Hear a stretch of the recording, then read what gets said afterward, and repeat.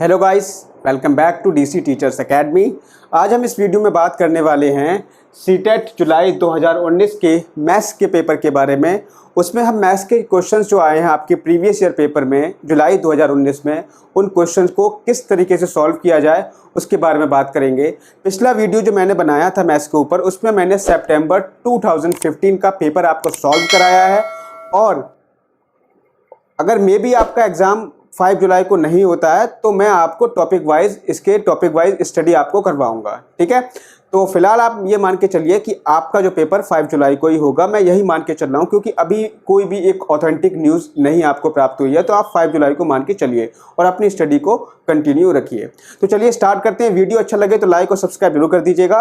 तो पहला क्वेश्चन हम देखते हैं। पहला क्वेश्चन आपको अपनी स्क्रीन पर दिख जाएगा। पहला क्वेश्चन है, किसी घनाभ का कुल पृष्ठीय क्षेत्रफल आपका 194 मीटर स्क्वायर दे रखा है।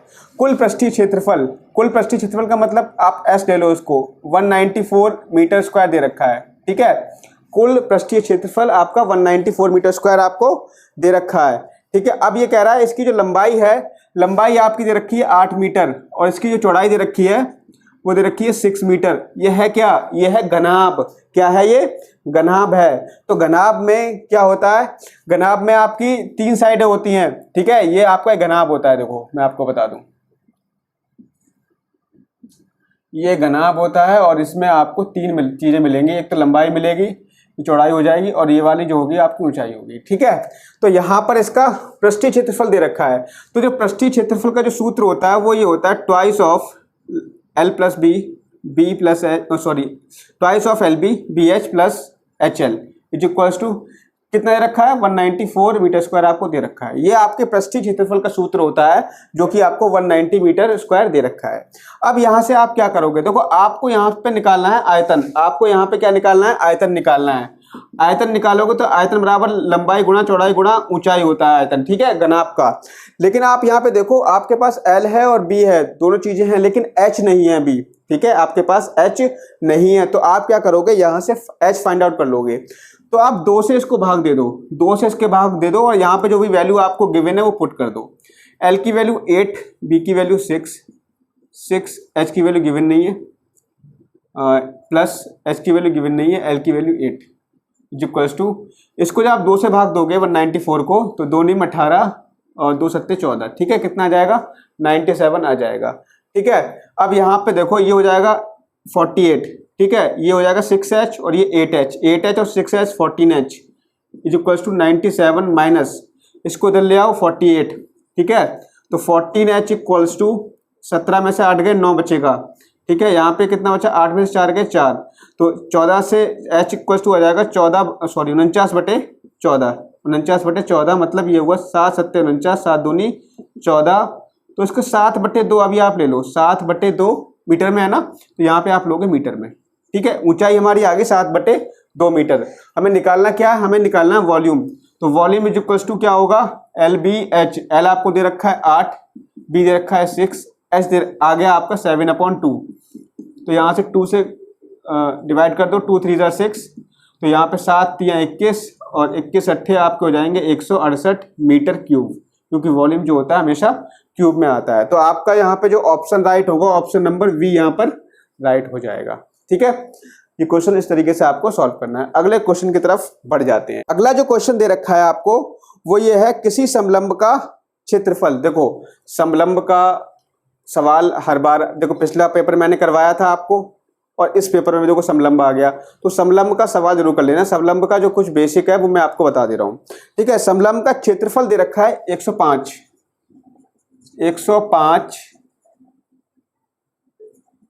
मीटर स्क्वायर, सेंटीमीटर स्क्वायर दे रखा है। ठीक है, इसका शीर्ष लंब 7 सेंटीमीटर है। शीर्ष लंब, अब देखो मैं आपको बता दे रहा हूं कि समलंब होता कैसे है। समलंब जो होता है एक ऐसा चतुर्भुज जिसमें 2 भुजाएं समांतर हो और 2 भुजाएं असमांतर हो। देखो, ये आपकी समांतर भुजाएं हैं और ये आपकी असमांतर भुजाएं हैं। ठीक है, इसका हम नाम ले लेते हैं ए, बी, सी और डी। अब यहाँ पे देखो, इसका क्षेत्रफल दे रखा है 105 सेंटीमीटर स्क्वायर। ये कह रखा है इसका शीर्ष लंब 7 सेंटीमीटर है। तो शीर्ष लंब क्या होता है? इसके शीर्ष से इसके आधार पर डाला गया लंब, तो ये शीर्ष लंब कहलाएगा। इसका शीर्ष लंब यानी ऊंचाई कितनी दे रखी है, मतलब 2 समांतर भुजाओं के बीच की दूरी कितनी दे रखी है आपकी प्लस 7 सेंटीमीटर। कितनी रखी है? 7 सेंटीमीटर। ठीक है। अब कह रहा है यदि समांतर भुजाओं में से एक भुजा दूसरी से 6 सेंटीमीटर लंबी है, तो हमने मान लिया अगर ये x मान ली तो ये कितनी हो जाएगी? x प्लस 6, क्योंकि जो एक भुजा है दूसरी से 6 सेंटीमीटर लंबी है। अगर हमने समांतर भुजाओं में ये वाली x मान ली तो ये हो जाएगी x प्लस 6। ठीक है। तो ये पूछ रहा है कि लंबी भुजा की लंबाई क्या है, यानी x प्लस 6 की वैल्यू पूछ रहा है। तो आप देखो क्षेत्रफल का सूत्र होता है इसके समलंब का 1/2 गुणा समांतर भुजाओं का योग। समांतर भुजा कौन सी? एक तो x हो गई प्लस दूसरी हो गई x प्लस 6। ठीक है। इंटू उनके बीच की दूरी कितनी है? 7 है, बराबर 105। ठीक है। अब आप देखो 7 से इसको काट दोगे, 7 दूनी 7 एकम 7। ठीक है। 7 पंजे 35, 2 को इधर ले जाओगे तो ये हो जाएगा आपका x और x 2x प्लस 6। 2 को आप इधर ले जाओ, 15 दूनी 30। तो 2x इक्वल्स टू 30 में से 6 गए आपके 24, x इक्वल्स टू आ जाएगा आपका 12। लेकिन ये आपका आंसर नहीं है। आपसे पूछा है कि ये लंबी वाली भुजा कितनी होगी?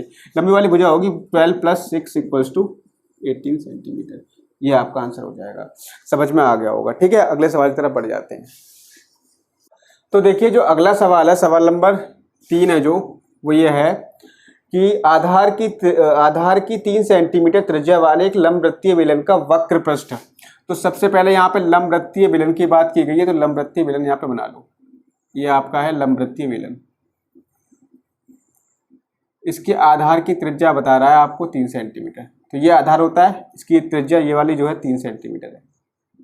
ठीक है। कह रहा है कि वक्र पृष्ठ दे रखा है इसका 94.2। तो वक्र पृष्ठ जो है इसका 94.2 है।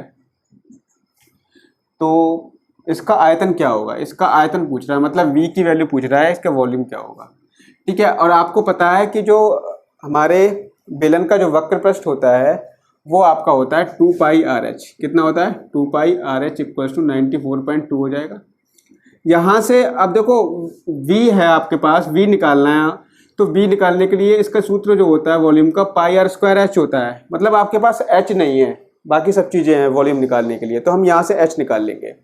h जब निकालोगे यहाँ से, तो एक चीज़ ध्यान रखना, इस सवाल में ये कह रहा है कि जो आप पाई की वैल्यू लोगे ना, पाई की वैल्यू वो आप 3.14 लोगे। तो यहाँ से हम क्या करेंगे? h इक्वल्स टू 94.2, इसको नीचे लेके आएंगे 2, पाई की वैल्यू पुट कर देंगे 3.14 और r की वैल्यू पुट कर देंगे यहाँ पे 3। ठीक है। अब यहाँ पर देखो, इसको यहाँ पे बढ़ा लो, एक 0 पॉइंट से पॉइंट ये काट दो। ठीक है। अब ये किससे कट जाएगा? डायरेक्टली किससे कटेगा? ये डायरेक्टली अगर हम काटें तो ये जो है 3 बार जाएगा, 30 आ जाएगा ऊपर, और 3 दूनी 6, मतलब कुल मिलाकर के 5 सेंटीमीटर आपकी हाइट आ जाएगी। आपको निकालना वॉल्यूम है, तो volume equals to pi r square h। तो पाई की वैल्यू लोगे 3.14 इंटू r स्क्वायर, r की वैल्यू है 3, तो 3 का स्क्वायर इंटू h है 5। तो यहाँ से निकालोगे 3.14 इंटू 45, और इसकी जब मल्टीप्लिकेशन करोगे तो कर लो 3.14 इंटू 45, मल्टीप्लिकेशन कर लो इसकी, 5 चौक 20 का 0 हासिल 2, 5 एक 5 तो 7, 5 दिया 15, 4 चौक 16 का 86 लगा 1, 4 एकम 4 5, 4 दिया 12। ठीक है। ये हो जाएगा आपको 0, 7 13 का 3 हासिल लगा 1, 10 1 11 और 1 4। तो आपका आ जाएगा 141.3 सेंटीमीटर क्यूब। ठीक है। ये आपका आंसर होगा 141.3 सेंटीमीटर क्यूब, मतलब ऑप्शन ए आपका यहाँ पे राइट होगा। ठीक है। अगले सवाल की तरफ बढ़ जाते हैं फटाफट से।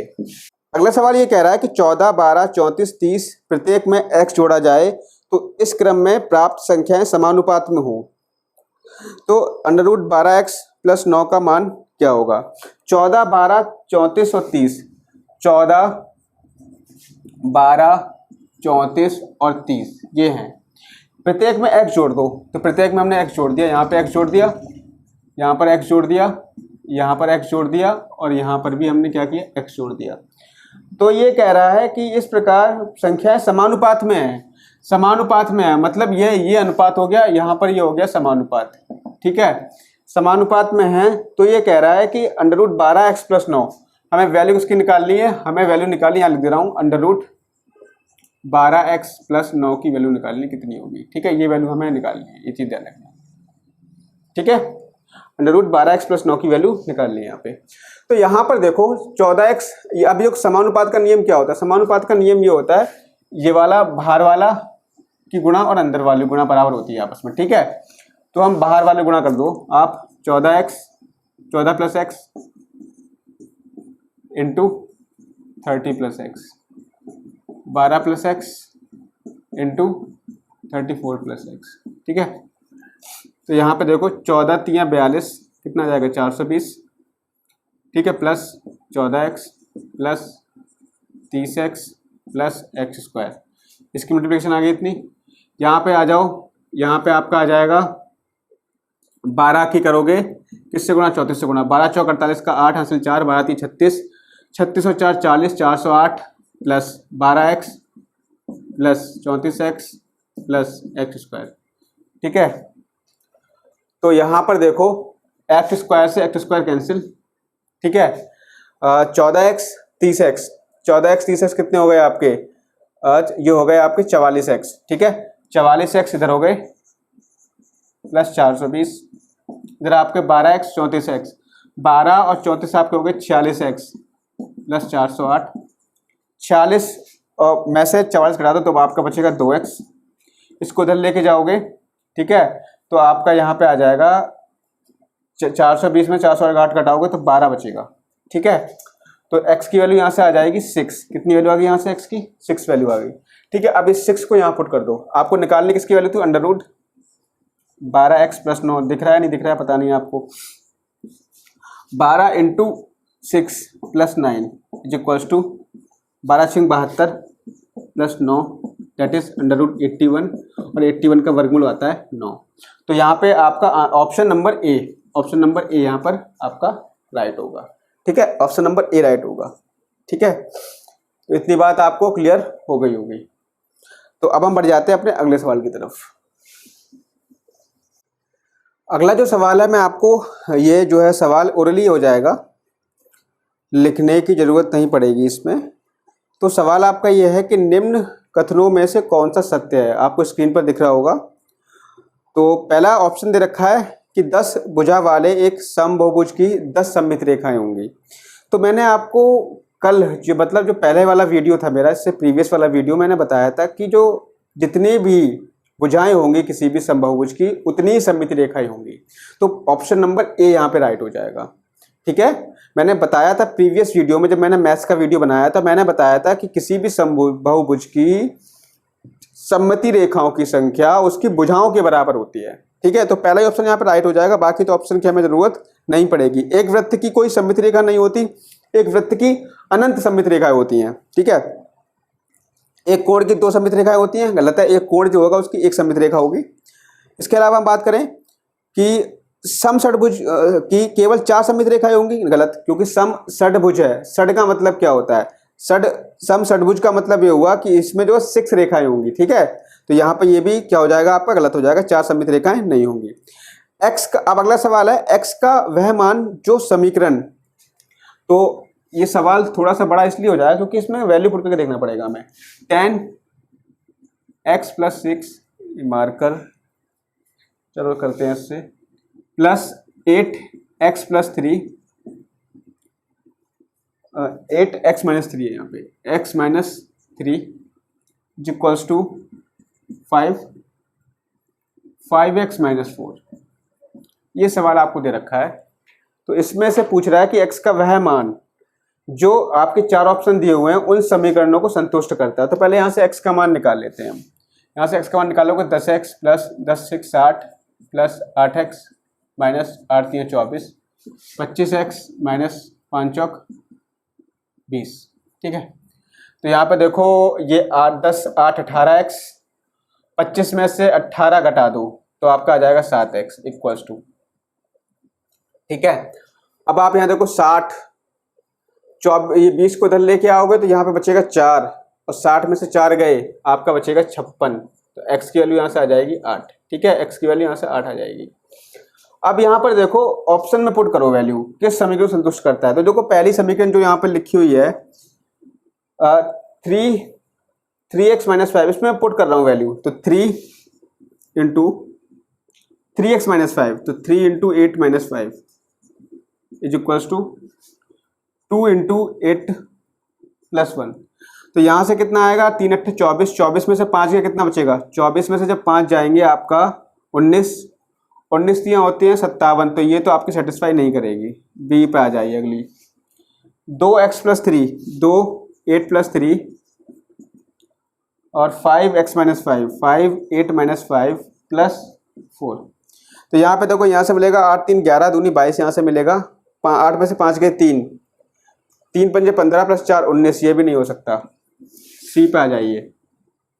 5x minus 5, 5 8 minus 5 equals to 2x minus 3, 2 8 minus 3 plus 4, ये नहीं प्लस 5 है यहाँ पे, प्लस 5, तो 8 में से 5 गए 3, 3 पंजे यहाँ से मिलेगा 15 और यहाँ से 8 में से 3 गए 5, 5 दूनी 10 5 15, यहाँ से ही 15 मिल रहा है, यहाँ से ही 15 मिल रहा है, तो ऑप्शन नंबर सी यहाँ पर क्या हो जाएगा, करेक्ट हो जाएगा। ठीक है, समझ गए।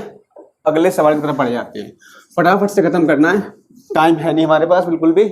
अगला जो क्वेश्चन है वो ये है 11x minus 16y, 11x minus 16y plus 7a को प्राप्त करने के लिए 11x minus 16y plus 7a को प्राप्त करने के लिए 5y लिख लेते हैं इसको भी, 5y minus 13x minus 8a में से क्या घटाना चाहिए। लो ये सवाल है कि 11x minus 16y plus 7a प्राप्त करने के लिए इसमें से क्या घटाया जाए। ठीक है, अब बात तो यही हो गई ना कि भाई 15 प्राप्त करने के लिए 20 में से क्या घटाया जाए, 15 प्राप्त करने के लिए 20 में से क्या घटाया जाए। तो आपको साफ साफ दिख रहा है 20 में से कितना घटाया जाएगा, 5 घटाया जाएगा तभी तो 15 प्राप्त होगा। भाई 15 प्राप्त करने के लिए 20 में से क्या घटाया जाए, तो मैं ये कर दूंगा, जो मेरा आंसर आएगा वो 20 में से मैं 15 घटा दूंगा डायरेक्टली। कितना घटाया जाए, 5 घटाया जाए। तो हम क्या करेंगे, इसमें से इसको घटा देंगे। ठीक है, बाद वाले में से यानी इसमें से इसको घटा देंगे। तो घटा दो, 5y minus 13x minus 8a, इसको घटाएंगे minus 11x minus 16y plus 7a। ठीक है, घटा दो 5y minus 13x minus 8a, अंदर के सारे चिन्ह बदल जाएंगे क्योंकि यहाँ पे माइनस है, minus 11x plus 16y minus 7a।